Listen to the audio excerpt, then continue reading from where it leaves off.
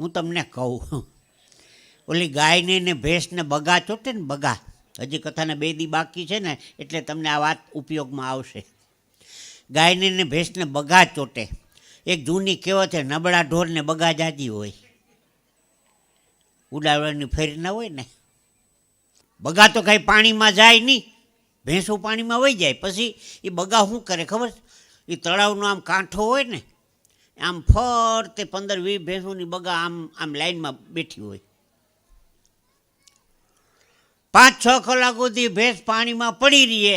સૌથી પહેલી ભેંસ જે બહાર નીકળે એને બધી બગા એકને ચોંટી જાય. એમાં આપણે ભાગવત કથા સાંભળવા આવીએ. હવે આ અહીં ભાગવતી બિરાજે છે એટલે આપણા પાપ તો અંદર આવે નહીં, કારણ કે ભગવાન બિરાજે છે ને.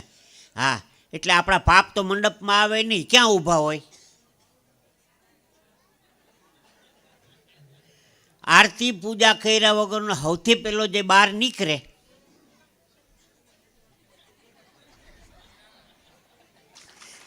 આપની તાળીને ધન્યવાદ છે કે સારી વાતની આપણે તાળીથી વધાવી વાતને. બધી બગા એકને ચોંટી જાય.